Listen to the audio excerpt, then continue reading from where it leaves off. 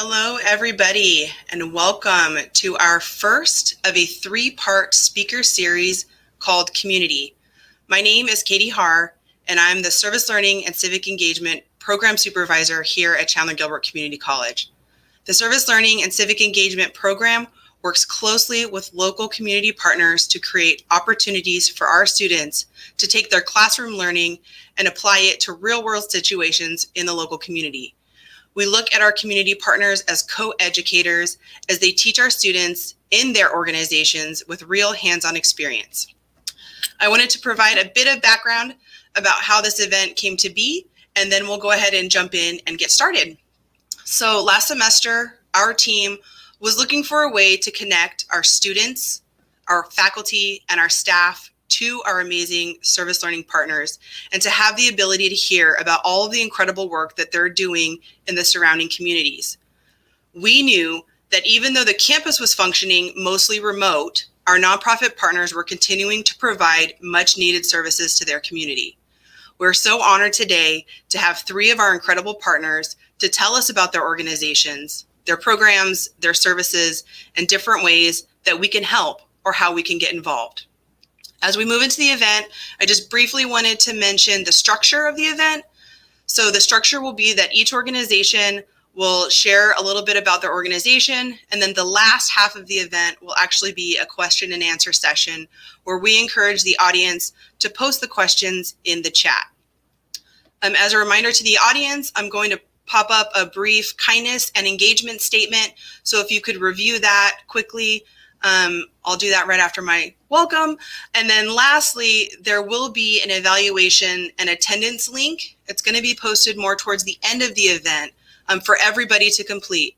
But specifically, if you are a Chandler-Gilbert student and you're wanting to verify that you have attended the event, you must complete that evaluation. So look for that link towards the end of the event in the chat. Now, let me pass it over to your event host for the evening, Anthony Broughton. Anthony is a communication faculty member and also a service learning and civic engagement faculty liaison. So take it away, Anthony. Well, welcome everybody. I should have like a really cool call sign or you know, let's get ready to rumble or something really fun like that, but I don't have anything like that for tonight. But what I am really excited about is to be able to sit here with some fantastic community leaders and have them share their experience, their stories with all of you, because I've had the opportunity to work with many of them over the semester and bringing students and everything like that to their organizations. And so today we're going to go in order, let them talk a little bit about their organizations. And so we have Donna Martin from the Boys and Girls Club who will start us off. Donna, you're up. Hi, everyone. And of course, my phone rings right now. All right, I've just shut it off. So I'm Donna Martin. I'm the Volunteer Services Manager with Boys and Girls Clubs of the Valley. Now, if that seems like a different kind of name, you would be right. So a year ago, Boys and Girls Clubs of the East Valley, which many of you are familiar with, and Boys and Girls Clubs of Metro Phoenix merged. And out of that, we came up with the name Boys and Girls Clubs of the Valley. So the name is new, but we've been in business since 1946, and we've had a strong presence in the East Valley for an incredibly long time. If you attended an East Valley club as a kiddo, or maybe you volunteer at an East Valley club in the past, we're still there, same opportunities, just a new name. And I wanted to take a minute to share with you, even though we've merged, here's the really cool part. We have the same mission, the same vision, and the same values that we've always had. And that was like a really cool thing to discover in the merger. So both organizations are really committed to helping the kids that need us most become those responsible, caring, productive community members that we know they can be. And our vision has always been to be that premier out of school time or after school time provider in Arizona. And since the merger, I will share with you that we are now one of the largest Boys and Girls Clubs organizations, not just in Arizona, but actually in our region. So we're kind of proud of that, because what it really means is we can now do things more effectively and on a bigger scale and impact more kiddos. And of course, we know that we need volunteers like yourselves to really make those impacts with the kids. Our values have also stayed the same. So we have always valued innovation. We love creative thinking, thinking outside the box. We've always valued teamwork, and that's evidenced by the fact that we do provide service learning opportunities in cooperation and to support your learning objectives. We've always valued accountability. We really believe in walking our talk, and we hold ourselves accountable to that, not just internally, but also externally with the community. We really value service, obviously, because we're inviting you in to complete your service learning hours. But more importantly, we really believe in sharing this value with our members. And so at a young age, we really do engage our kiddos in community service, starting at the club and then moving out to the neighborhood and then the larger community. And we've also really valued healthy living. And I think the best way to evidence this is our commitment to really providing nutritious, healthy snacks and dinners for our kiddos. So when you go into the club and you visit the vending machine, you won't find soda pop, but you will find a different variety of waters. And I like that we really walk that part of our talk. So if you've got some service learning hours that you need to complete, we may have an opportunity that will meet your learning objectives and probably some personal development goals as well. So keep in mind, it is a process. So if you wait until the week before your hours need to be done, I probably cannot help you.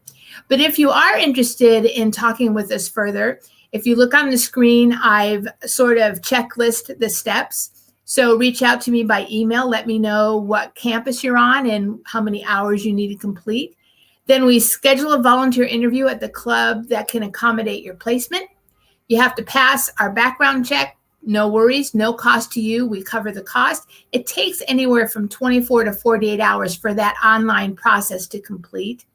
You do complete orientation, but we've made it really simple. It's online. It's provided a couple of times during the week. It's about 40 minutes long, and it's not at all complicated to get registered for that session. And then you do schedule an interview. You go through that process. We really work hard to work with students and customize the type of volunteer service you're looking for with what you need to get for class. So if you're out to save the whales, we're probably not your best organization, but if you're an EDU major or you have career goals to work with kiddos, then we might be a good place to consider. And then the last step after those actions are completed is confirming your schedule at the club where you'll be serving. So that's really the simple process to secure service learning opportunities with us. We do have a few placements still left for this semester. I invite you to think about us for summer. And I also encourage you to think about us as you plan your classes for the fall semester as well. So we're here. We've been open through the entire COVID experience. We do practice all of the CDC recommended safety protocols. So if you're going to volunteer for us, it's masks up with nose and mouth fully covered, frequent hand washing, contact-free temperature check when you enter the club, gel in, gel out, meaning clean your hands before you come in and clean your hands as you leave. We do practice social distancing as best as we can, especially with those little people. And we do look to you to be a role model for the kiddos and actually practice these protocols yourself. Again, if you've got questions, my email is up on the screen. Shoot me an email. Give me 24 hours to respond, and we'll see what we can do to help you out. And that's what I have to share about service learning opportunities with the Boys and Girls Clubs of the Valley. Great. Thank you, Donna. I appreciate that. A lot of good stuff that are happening over at the Boys and Girls Club. And mile or so away, right? We've got ICAN and Becky Hines. Becky, would you like to share a little bit about yourself and what's happening over at ICAN? I would. Thank you. Thanks for the opportunity. Hello, neighbor Donna. Hello, everybody out there. Pretty obvious where I'm hanging out here today. I'm in the ICAN building and I'm in the library. And I thought it was kind of a good setting for the story that I'm about to tell you. A little bit about ICAN and then a little bit about the opportunities that are available to you as students and to you as community members. So let's move on past our initial slide there. Let's talk about kind of the heart of ICAN. That handsome gentleman in the middle is to whom we owe this all. That is Henry Salinas. And this is one of those stories I never get tired of telling. It is a story of one person identifying a problem and coming up with his own solutions, and boy, has it blossomed. So we are a 30-year-old organization, a nice 30-year-old, formed in 1991. Mr. Salinas had been a citizen of Chandler. He'd grown up here himself, was raising his families, and he was noticing that the neighborhood was turning. It was gang activity at that time that was making it unsafe. People he knew, good families, were getting involved in that. So again, with his simple solutions and his passion and compassion, he started hanging out with teens after school, taking them places, giving them different things to do, giving them some paths forward in life. From those very humble beginnings, we have become a complete full-service youth organization and youth center that focuses not only on teens, but on K through 12, providing some family programming and some teen substance abuse as well. Let's go on to the next slide. So that community that Henry started to help and that we are still here to serve today, we look at that picture and I wish I could tell you that is a picture from way back in the day, but it was taken just a couple of years ago. It is always just a little bit challenging to wrap our heads around Chandler, which we all think of as very prosperous with great employers and high income levels when you look at census data. But we know that this area right around that Arizona Avenue is quite different. The poverty rate is double in our little zip code here that we serve and that Donna serves over at the Boys and Girls Club. We know that 80% of the kiddos who are here are living at or below the poverty level. Similar statistic when we look at the kiddos who are getting free lunch at their schools. All of the kids who are coming in or our feeder schools that we serve, Chandler schools, are all Title I schools. We know that our population breaks down in terms of at-risk minorities, about 65% Latino, about 15% African American. And we also know that we've got about 50% of our families are single families. So hopefully you're getting that picture painted that these are families who are working very hard to provide a good family environment, but there's just lots of risky behavior and things that are out there that they're exposed to. In fact, we know that by the time kiddos are about 12 years old, 70% of them are already going to be experimenting and using some alcohol and things. So the need is vast. We've got Donna, we've got ICAN, we've got Boys and Girls Club serving. Potentially, just looking at the kids who are here, 10,000 kids could qualify for Boys and Girls Club or could qualify for ICAN. So lots of need, lots of ways we can help. Let's go to the next slide. So a simple formula, very similar in mission to what we learned about at Boys and Girls Club. Comprehensive, we are trying to instill these kids with self-confidence, helping them to be productive and responsible. And a very key component of the ICAN formula is that programs are free. In a normal year, and we know this is not a normal year, we're serving about 2,500 youth and about 1,600 parents through programs that happen in the building and programs that happen outside the building. Let's go to that next screen if we could, Mike. So how do we do that? We look at that top circle, that's our youth. So that's kind of what we all recognize. After school programming is where a lot of our effort lies. We know we've got to back that up and get parents on board. If we're teaching great things and resiliency here in the building, but it's not matched at home, we don't get as far. Same thing with empowering our kids who are outside of the building in the teenage age group. We spend time in the schools doing youth substance abuse and helping them with different curriculum, that it all boils down to helping break the cycle of poverty.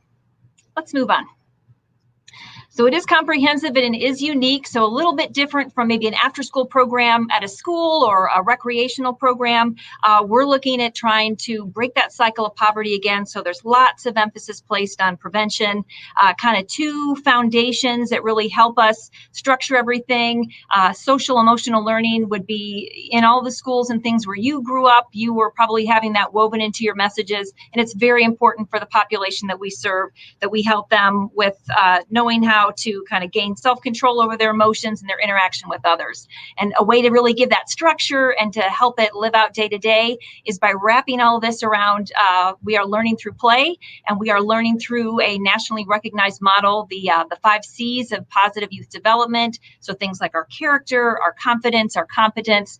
We really empower kids to problem solve, and we tell stories, and we wrap a lot of activities around all those concepts to help them make changes for their future. Let's look at the next slide, which shows you what happens here on a typical day. So it's might get a little bit noisy. We are in the final hour of what usually happens here at ICAN. So it breaks down into a pretty comprehensive 3 hours. Kids are coming and hanging out, having a snack, running off some energy outside on our playground. Also, next they move into that focused program hour. So they might be doing some STEAM activities or arts, crafts. Club Fridays are a way that we change it up and give kids a little bit more choice.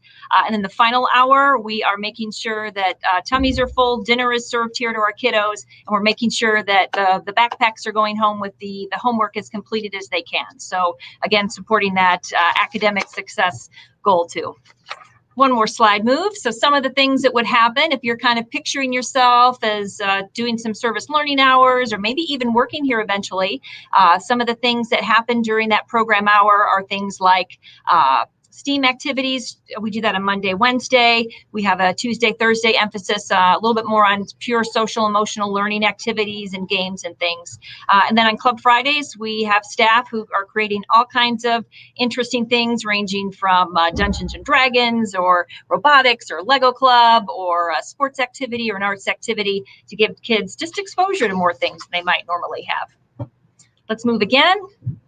So the big question is how things change, and things have certainly had to change. Unfortunately, we did have a little bit of period of time when we all were at home. Our kids could not be in the building. That period of time passed pretty quickly. ICAN was packaging themselves and some programs into family activities for the kids at home, and we've kept a little bit of that to keep some of our family programming going. But then we have had kids back in the building, and all the things that Donna mentioned with all the CDC guidelines, masks and social distancing and hand washing and things like that. We've been able to keep the kids safe, and we've been toggling back and forth between pure kind of after school activities. And then also when the Chandler schools need to have their kids learning from home, we've served as a center where the kids can come and do that with access to computers, access to Wi-Fi access, and just, again, just another helping hand, the staff helping them get through all their lessons and things. One more slide. Despite this being a strange year, it has been a year of growth. We know that we've got that group of 10,000 kids who we could serve, and our model for helping to get to more of them outside of the building was to take ICAN into schools. So going into homeschools, letting parents have a little bit quicker, more proximate access, and their kids being in the programs. So Galveston Elementary, ICAN opened in October. We just opened Hartsford as of 2 weeks ago, and we have another couple of schools in mind. And the good news, bad news is we've got wait lists at all of those places. So very popular programs, very successful, welcomed by the schools, needed by parents. We just need to get staffing so that we can keep the kids there and get to that wait list. Let's move on. I think one last slide here. The funding, as we mentioned, a distinguishing factor of ICAN is that we are free. The kids don't pay to come here or for activities or snacks or field trips or anything like that. So we've got a pretty aggressive fundraising effort and goals that we use. We raise about $1.9 million a year. So just got to put that out there. We're always in fundraising mode, can always need more people knowing about us and supporting. And our final couple of slides here. The ways that you can become part of ICAN, you're always welcome to come for a tour, especially as you're considering maybe doing some service learning down the road, or maybe even a school group would like to come. We are just getting back to some volunteering. We've got some interns here who are doing service and support in the after school program. So that's a very natural fit for education majors or nonprofit folks who are exploring that. Other ways, we do in-kind donations. We have some, always have kind of a laundry list of some group projects. Should a class want to come and do something, we would welcome and could explore things like that. And then just thank you for knowing about ICAN. Thank you for caring about this need and these families, and share what you know with others around you. Tell the story. And we'll go to the last slide. Just to thank you for letting us spend time here and letting us share a little bit about ICAN and telling the story. And we've got one more screen with contact information, and you can, of course, get back with Katie and the team about how to get with us, and we are a partner. Thank you. Great. Thank you, Becky. Wow. Look at that. That was a perfect timer because you are right on time. So one of the things that we're looking at is it's so wonderful that we get to learn new things about this, and I can see the questions rolling in for all of you as you share information about that. And so as we move on to the next thing, we've heard from two presenters, two great organizations. Another one that kind of rounds out the community and kind of centers our downtown Chandler area is the YMCA. And Garrett Brosma, you are up, my friend. Yeah, great. Thank you, Anthony. Thank you, everybody, for having the Y represented here. I really appreciate it. My name is Garrett Brosma. I'm an associate vice president with the Y, and here centered at the Chandler-Gilbert location. Been the director here for about 4 years now, and love our partnership with CGCC and all the work that we've gotten to do over the years. A little bit about the Y. Our mission is to put Christian principles into practice through programs that build healthy spirit, mind, and body for all. So our Y is really centered around 3 different areas. It's youth development, healthy living, and social responsibility. And we really pride ourselves in all of our programming and services to bring those 3 pillars to light in everything that we do. Our organization has been around for over 128 years in Arizona. And so it's a very profound nonprofit, a very historical nonprofit that has a history of changing based on community needs. And so a couple things that the Y has done over the years is we formed the USO, which I'm sure you know the connection with the military. And that was founded in World War I to support our troops overseas. The Y helped invent sports like basketball and volleyball and swim lessons because they saw needs going on in the community at the time. I used to work at a YMCA in Homestead, Florida, which that Y started because Hurricane Andrew in 1993 devastated that city. And they essentially created a tent city to kind of restart the city, and the YMCA there ran childcare for all the essential workers, which leads us to COVID. COVID obviously has been a really, really challenging time for everybody, and especially the Y and then the families that we serve. Like the Boys and Girls Club, we never shut down in this process at all as far as our facilities. We kept them open, kept supporting children and families by running emergency childcare starting March of last year. So we've been going on almost 1 full year of full day childcare every day for a year. So if you ask my staff, they're exhausted, but it's all about serving the people that are in need. So we've been running emergency childcare. We did virtual learning with YMCA Academy, supporting our students who were doing virtual learning during that time. We've had a preschool operating the entire time through COVID.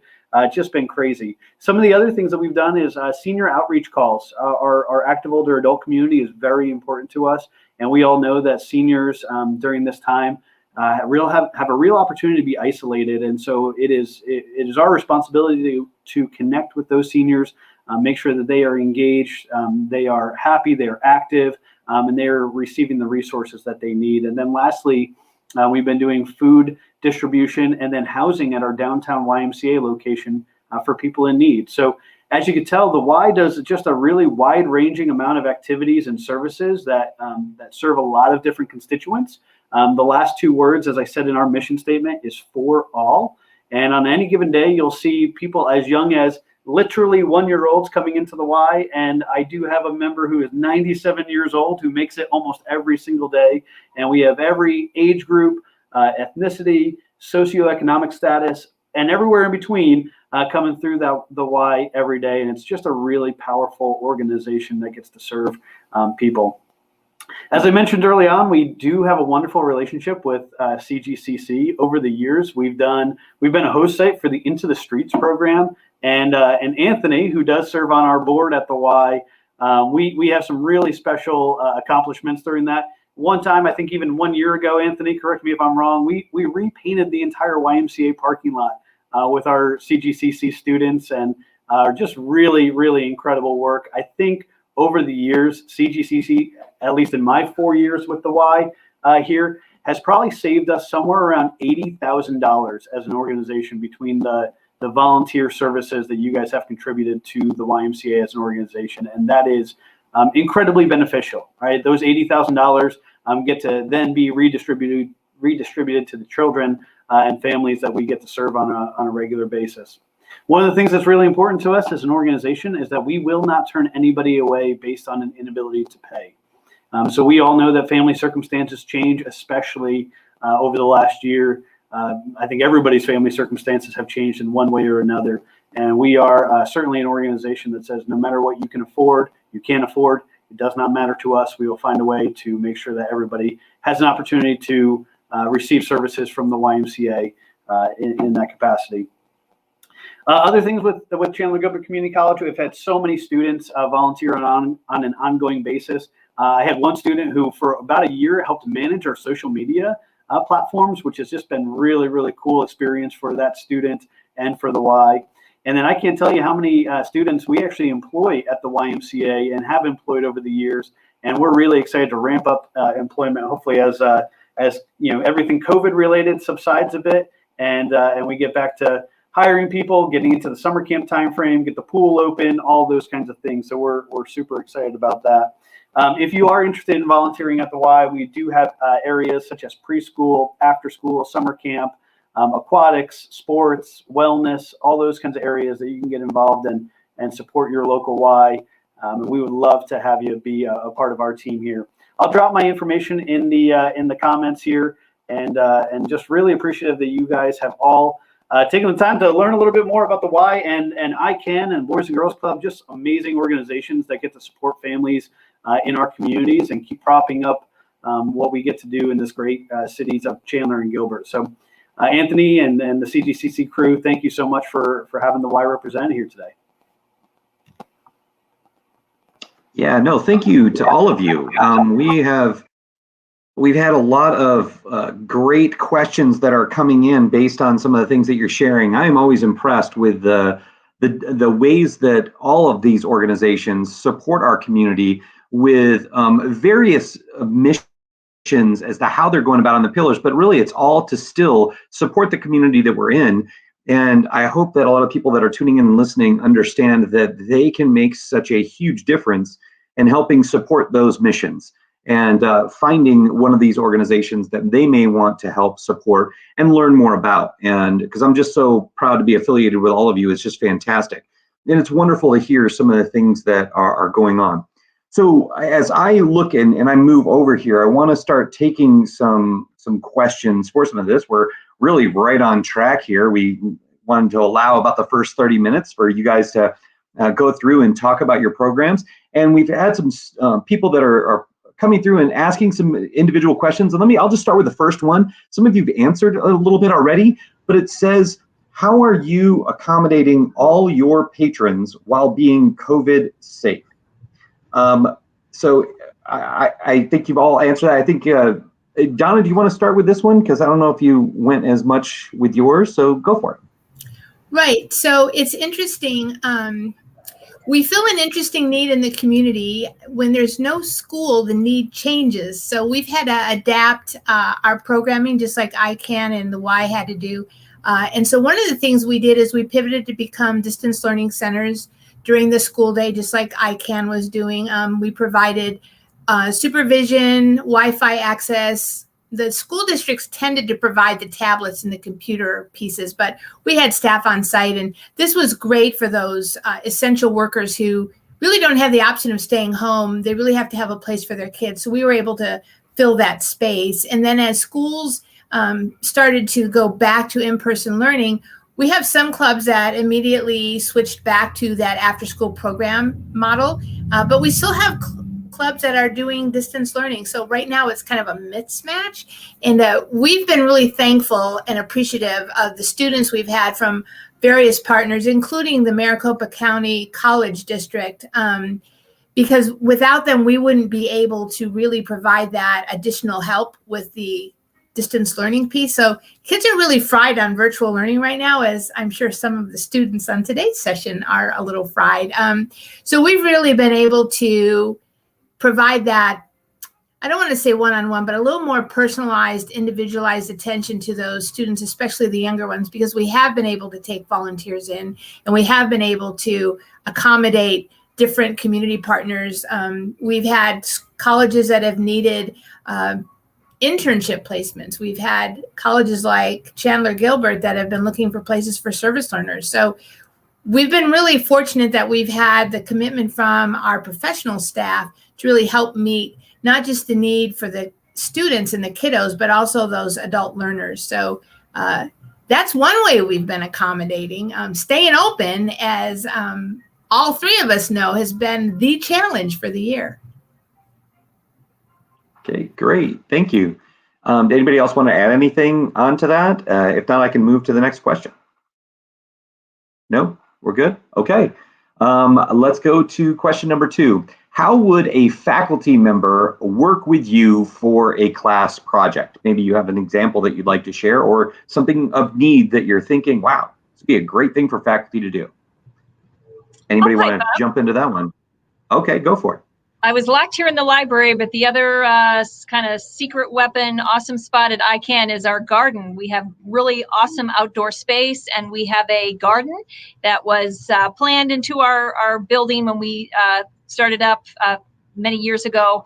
And it's kind of, we've worked through another phase, and it needs to be demolized. That's the wrong word. Taken apart before we do a rebuild. And so we could use a small group who would be willing to come and take down some railroad tie walls and things like that, kind of maybe an afternoon or 2 afternoons of taking apart, getting a little bit dirty, having something accomplished when you're at the end of that. So I will just throw that out there. We have another partner, the Mission Continues, a veteran organization, who's going to come in and supply some of the dollars and things, but we just need some muscle and folks who are waiting to come and volunteer and do something. So maybe that appeals to somebody's class or a small group of students. Great, thank you for sharing that. Yeah. Anybody else on that one? Yeah, Anthony, as well. So I do think, and I am very much with you on kind of one-day service project opportunities. There's always those, I think, hanging around at each of our organizations, right? Our employees are just so much focused on the constituents that we serve, and so taking that time to just kind of have some time to clean up the facility and such, I think is always an opportunity. I think another one for the Y, as an example, we do a whole lot of work in safety around water programming and ensuring that our children in our communities are safe in and around water. We have a big water watcher tag distribution that we do annually. We try to get tags in people's hands that they can put around their neck while they're around a pool and make sure that they're keeping kids safe in and around water. So getting some kind of distribution out there, if that was a class project that could take on, that would be really amazing work that would help us tremendously at the Y. So throwing that out there to any faculty members that might be stewing on something. Okay, so I'd like to weigh in just a little bit. It really depends on the project and what the learning outcome is. So if you're a service club and you're looking to do something to add to your club's service hours, that's one conversation. And if you're an instructor looking to organize action research project or a service learning opportunity, that's a different conversation. But the way to get started is the same. Reach out to me. Let me know what you're looking for. Student size, parameters, scope, amount of time, possible dates, and we can start our conversation there. We have worked with a number of service clubs at Australia Mountain, Paradise Valley, and Gateway. We've actually had the Gateway softball team involved with our Triple Play Daily Physical Fitness Challenge. It was really fun to have the team members come in and work with the kiddos that way. They also, pre-COVID, came in and helped with homework once a week through an entire semester. So that was, for us, an innovation. We've also worked with some more established certificate programs that are looking for real world experience. So if you don't really like working with kids, and not everyone does, we have opportunities in other areas of the organization. So if you've got accounting students, I right now have an accounting project that needs some tender loving care from 1 or 2 students. So we really have a wide scope, and still the first best step is reach out to me, let me know what you're looking for. And if we can't help you, I will do my best to connect you with a group like the Y or ICAN or the food bank or wherever the network might lead us. That's a great comment, Donna. There are a number of different opportunities, and I think you're exactly right. It's having those faculty to be able to reach out, say, here's what I'm looking to do, and here's my activity. Is there any way that this can tie in? But we also know that we want to make sure that we're helping our community partners in the way that they need that help, not the way that we want to help. So those are the gentle balances that we make going through there. But thank you all for answering that question. This one is targeted to the Boys and Girls Club. And Donna, if you want to take this one real quick, it says, you mentioned nutrition being important. Do you have a team or opportunity to get plugged in on the nutrition side?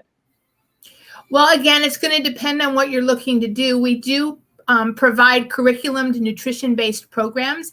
And I have to tell you, everybody wants to come in and teach the kids how to choose a healthy snack. And that's great, but we already cover that. So we do invite people to come in and support what we're doing. If you've got something new and innovative, great. If you want to do some sort of cooking demonstration, we can talk.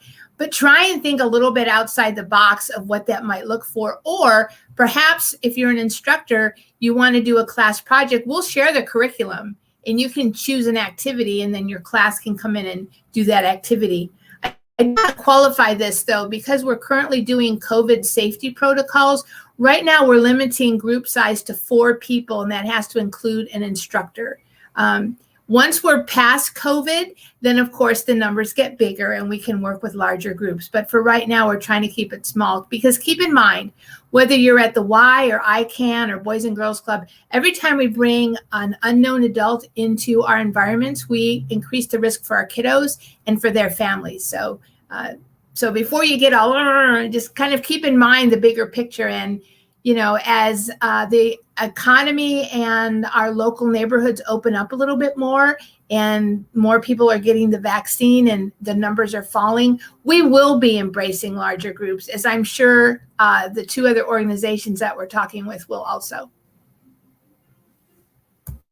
Okay, great. Boy, the questions are coming in like crazy. I've got 15 other questions that are coming in here. So just letting you, making all of you aware that these are things coming in. So I'm going to go through. If there's something that you'd like to chime in, I'd want to have you go. And then if not, I'm going to move on to the next question.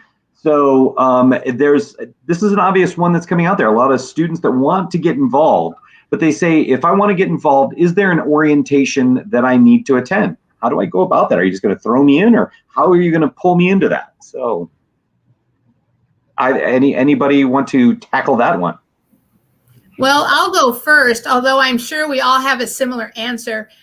Yes, you do have to do an orientation. It's part of that onboarding process I referenced in the beginning. And if you're just joining us now, you probably wouldn't have seen that. But you got to do an application. You have to pass a background check that we pay for. You do have to go to orientation. And in our organization, you also have to do an interview. And this doesn't change regardless of how many hours you need or how many times you want to come to the club. Because we work with kids considered a vulnerable population, we're really careful about the adults we bring into their world. And we're trying to keep our kids safe. So it may seem like this is a lot, but keep in mind, these are little kiddos. And think about if it was your younger brother and sister, would you want just anybody coming in to talk to them?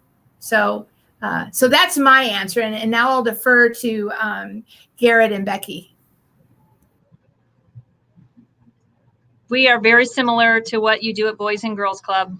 Very similar. I would say the same, right? We need the same thing as far as background screenings, getting people connected. And I love the way that you reference that as saying, you know, imagine if it was your younger brother or sister. It might feel like a pain at first, but then when you keep that in mind, you'll realize how important it is to keep our children safe and protected. Even though, you know, a lot of people have the best of intentions, we want to make sure that they're safe. Yeah, I just also want to add, this doesn't change if you're bringing a group in to see us. This is the same. And so for groups, we offer an orientation to the group. And if it's around a service project or action research project, the orientation is customized and it can be provided literally anywhere because it's virtual. So we can come in to do it at class time, or we can structure your opportunity so that we do it in the first 20 minutes or so. And the other point behind orientation is we want to give you an idea of what to expect when you walk into the club, because even if you love kids, walking into a room of 60 or 70 kids is a little off-putting. So we kind of want to introduce you to what to expect and give you some suggestions and some strategies on how to engage with and kind of manage some of the experiences you might have with the kids, or even in our main office. We're a fun crowd to work with, but probably need a little idea of what to expect when you get there. Okay. Thank you. I'm gonna go through these, and I'll just start targeting some of these questions so that we can move through a number of them here right now. So, Becky, I'll talk with you on this one. What is your greatest need right now? Our greatest need would be to have people who are gearing up and thinking about their summer commitments and their fall commitments to be getting in touch with us, maybe doing some of those steps of orientation, application, some interviewing, maybe coming for a shadowing afternoon. That could certainly happen.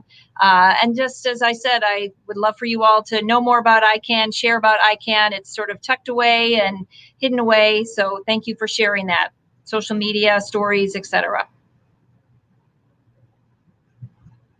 That actually ties right into my next question, and it says, are there virtual ways to help at this time? Garrett, did you want to maybe talk about some of those opportunities?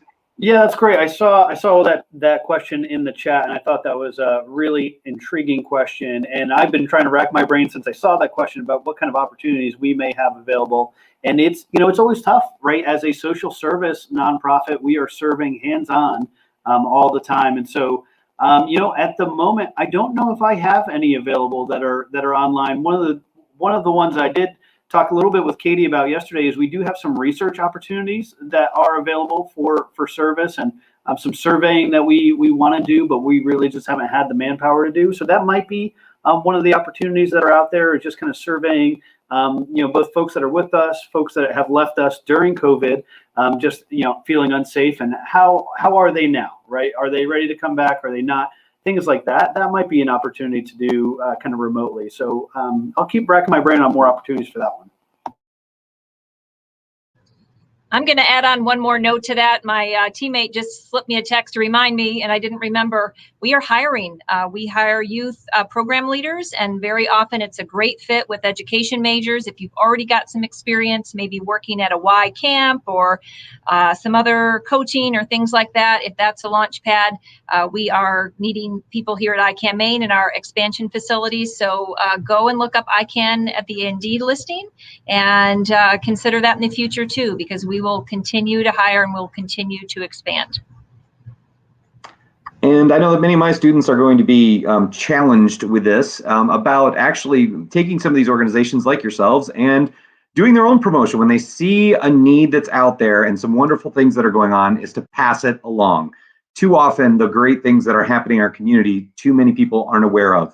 And so I think a lot of times that virtual aspect of it is the word of mouth, is letting people know what's going on and volunteering when there's a need that is out there. So I'll post that out there. All right, I will move to my next question on here. What type of leadership opportunities, and I think this was mentioned on your slide, Becky, what type of leadership opportunities are out there? And each one of you, I guess, can answer that after she's done too. Leadership can happen in a variety of ways. As we mentioned, we're adding to our staff, so that's certainly a way to step in that direction as a volunteer.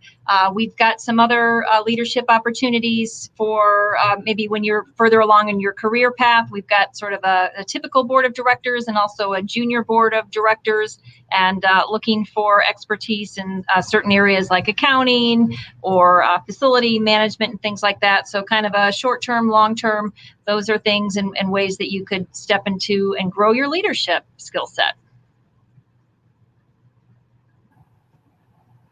Okay, great. Thank you. Garrett, did you have something you were going to share? Sure, yeah.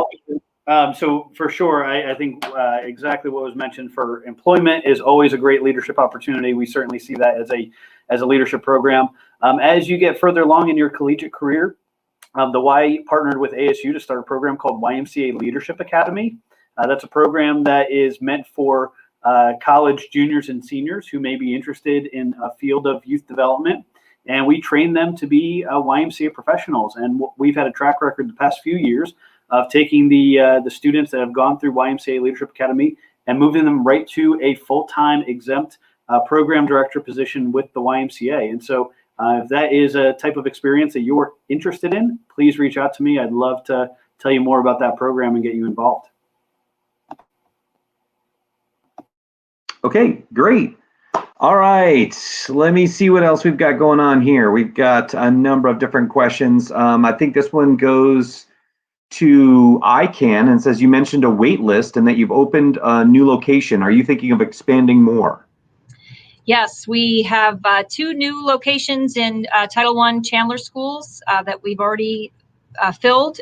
We have another couple of schools that are in consideration for another site that should happen by the end of probably 2021. When we've really done all that we think we should be doing in Chandler, we also have an eye to moving to some other communities that may not have kind of this current structure. Maybe they're not served extremely thoroughly by other groups like a Y or a Boys and Girls Club. So where there's some need that's not being met, we've got some of that in mind in the years to come. And that was Henry's vision very much, that it would move beyond Chandler. So it's exciting to have that happen. Okay, great. Thank you. This next one kind of encompasses all this stuff, and we've talked a little bit about this, but it says, do you all ever work together to accomplish the goals and support for youth and seniors? It seems, I think a lot of people feel like they're still trying to understand the differences in the missions and what you serve. So I don't know which one of you would like to start that one off. I don't know, Becky, do you want to start that one off? Yeah, I will mention that we had a really wonderful Thanksgiving dinner that we did collaboratively with the Boys and Girls Club. So it was a drive-through event. So it was a COVID adaptation, of course, to what normally happens in person with meals being served.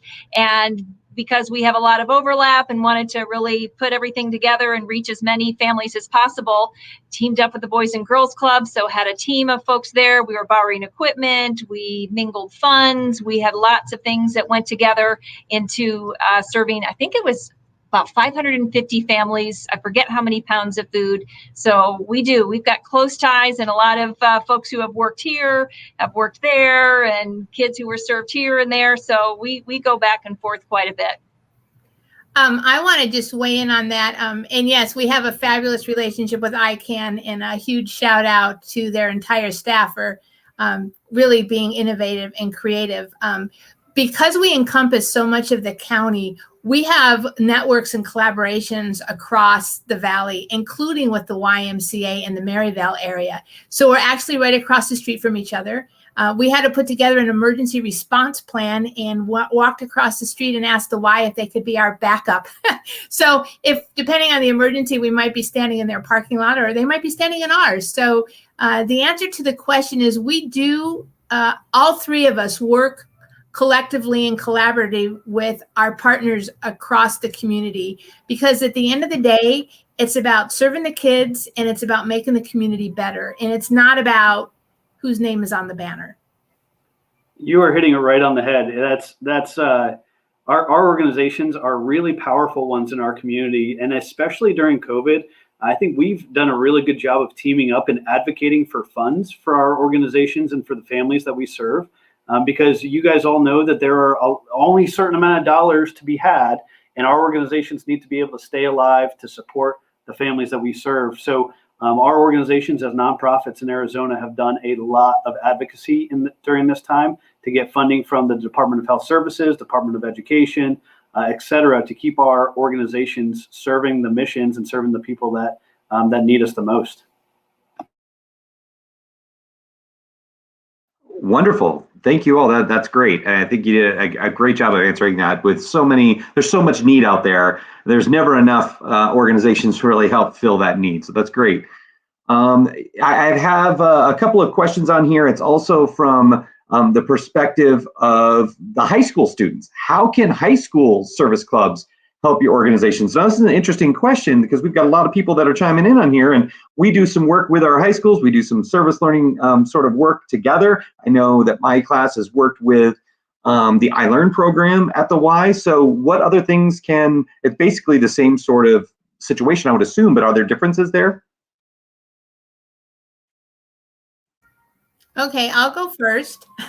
There are differences. So the opportunities are basically the same at the Boys and Girls Club. The difference being, if you're a minor, we need some sort of parent permission to have you in the building, and we then require that there be faculty or staff member from that high school present with the group. So if you're working with Chandler High and you're combining a community college course with high school students. We don't require that the college students have a faculty member there, but we do require that the high school students have an accountable adult that's employed by the district at that school. So, but otherwise it's the same, and the process is the same. You simply reach out to me, our volunteer services team, let us know what you're looking for, and we will work with you and try and find that opportunity. And again, if we can't meet the need, we'll definitely be referring you on. We won't leave you high and dry. Good deal. I assume that's very similar for the rest of the organizations, because I've got a lot of questions here. I want to jump to it. I know that I'm going to share some stuff that I see on here that we may not be able to get to, but I know that there are some accounting services to the Boys and Girls Clubs of the Valley, and they want to be able to contact, so they just contact you, Donna, is that correct? And then they can find their way there. And there's a question on here, question number 17. It says, do you require COVID testing for certain service opportunities? They need to be COVID tested.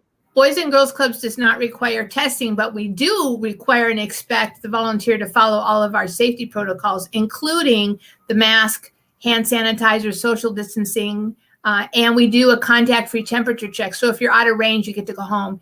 We also expect that if you don't feel well, you will stay home. Okay. All right, I want to hit a couple other quick ones here real quick. I know we've only got about 9 minutes here, but it says, can CGCC staff members volunteer, or should we volunteer as a community or an individual? That's an interesting kind of question.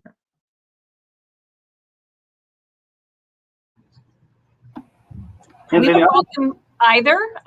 We would also add the caveat that we like people to make a long-term commitment to our kids as you're getting to know them. Those relationships are important. So if you're considering coming in as an instructor, maybe find a time in life or the year or the semester when you can give it a couple of months and really build some relationships and impact. Gosh, you took the words right out of my mouth. Absolutely. I feel like there are some one-time opportunities for sure, but we love the commitment of a long-term option. It gives you an opportunity to get your feet settled in a volunteer role. It also gives the students that we serve an opportunity to build a real relationship with you. As I think my partners have mentioned, in our students' lives, there's a lot of people flying in and flying out of their lives. And we all know that stability and consistency is really, really critical to a child's development. And so, the longer that you can volunteer with us, as far as consistency, longevity, that really goes a long way into serving the kiddos that we have. Okay, and then I want to share probably one last question here as we're looking to wrap some of these things up. What do volunteer hours look like for someone who has a busy schedule but would still like to get involved? And I think this kind of goes along with the previous question, because I think a lot of people want to do this stuff. They just don't know how to do it, where to go about it, or find those needs. And especially for those people working either during the day or having a busy class schedule, what recommendations might you have for them? Well, I'd be happy to have anybody reach out to us. The YMCA is open Monday through Friday, 6:30 a.m. to 6:30 p.m. And we can use volunteers anytime in between those hours. And then we also run our youth sports activities on the weekends as well. So we have a pretty flexible, scheduling option. But again, we do really love the power of consistency and stability for both our staff, the volunteer, and the students that we serve. We're a little bit locked into the after school session. That's really the greatest opportunity. And so it would be like a 2:45 to 5:45 Monday through Friday opportunity. Intersessions or spring breaks, fall breaks, and summers have a broader full day schedule. So that's an opportunity also to get some hours in a different way. I want to weigh in on this, but I want to take a different perspective on this. So I actually get asked this question by volunteers during the placement process. I see people get frustrated because they really want to help and they are talking to me, and I can see the light bulb go on their head that they don't have the time that we're looking for. So my recommendation for folks that really want to volunteer but don't have the time is, you're going to have to make choices. and identify what really matters. So if you really care about saving the whales, then I would prefer you not volunteer with me. Go find an organization that's saving whales and commit your time there. So you really kind of have to decide for yourself what's important to you, and then try and find an organization that can help meet that need. Not every organization can meet every need, nor should we. It's not a one size fits all kind of thing. We all have flavors, and we all have specific focus that might make one organization better than another. It's why there's so much diversity in the nonprofit world to start with. So could we have one organization serving all these kids that have the same need? No, we really couldn't, because families are different, communities are different, people are different. So really get in touch with what's important to you, and that will help you find the answer, because somewhere there's an organization that can accommodate your schedule, but you might have to look. Fantastic. Now I know we're running down. We've got probably about the last 4 minutes here, and I haven't been able to get to all the questions, but you have answered in many different ways. All of you in your own way have answered many of them that are on here. So what I want to encourage all of those folks that have additional questions, maybe for these organizations, I want to encourage you to jump on their websites, check out their social media, or call them directly and see what you might be able to do to help them out. As we're winding down here, are there any closing comments that any of you might have for the people that have tuned in tonight? Any quick final remarks that you would like to share about your organization? Becky, I'll probably start with you first. Yeah, I just want to thank you for the fields that you're considering and for caring about your community. It is a big community. There are a lot of problems. You can make a lot of impact. Henry teaches us that lesson by, as Donna said, pick your focus and find some time. A little can go a long way. So thank you for having that intention and for learning and listening today to all of this. Garrett, did you have any final remarks? Yeah, no, thank you everybody for your time and learning about our nonprofits. I'm really proud to be serving alongside of Donna and Becky and their wonderful organizations. I think it's really nonprofits that are the backbones of our community. We catch the people that may have fallen out of the traditional path, and we work to make sure that people have the best lives that they possibly can. And so for people like you wanting to support our nonprofits by either getting involved yourselves or telling people about it, is just really phenomenal. So thank you for our opportunity for the platform to tell you about what we do. Yeah, I would like to add, I appreciate the time. I love talking about volunteerism in general. But in this time of remote work, calling is not the best way to connect, particularly with Boys and Girls Clubs. So I encourage the website. We have contact links built in the website, as I'm sure the Y and ICAN have also. So email in this time of remote work is actually the best way, and allow 24 hours for people to respond. It's not going to be in the next 5 minutes. Just give us some time. Great. That's a great reminder. Also, if you're looking for additional information, the CGC's Service Learning and Civic Engagement area is there.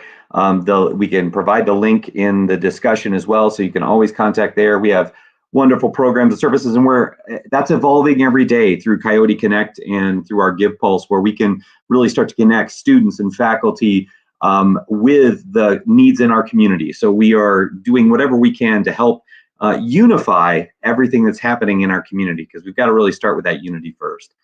So we've got some other things that are coming up here. I want to remind students not to forget to do the attendance and evaluation link. I believe that was put in the comments section. So don't forget to click on that link. I see it in another chat, but I think we want to put it on YouTube or on the other comments link. And then also we have our next series, our next panel coming up on March 9th. It's our basic needs organizations that's coming up. That's also going to start at 4:30 on March 9th. I'd like to take this opportunity to thank our panelists, our members, our organization leaders, our community leaders is what I should really call you, for everything that you do. And thank you for taking the time out of your day to take a few minutes to talk with us and our students. And I've really enjoyed. I've learned a lot tonight, and I hope the people that have tuned in have listened. and have learned a lot, but I can't wait to really explore what new things we get to do. And as we all pull out of this COVID time frame that we're in, that's kind of funky for all of us, that hopefully we can find some new opportunities to do the great work that everybody is doing. And I know that I can't wait to get my students in your organizations and get out there and start doing some of that wonderful service and bringing our classrooms into our community with you. So thank you again. I'd like to thank everybody else for tuning in, and until next time. All right, take care, everybody. Thank you.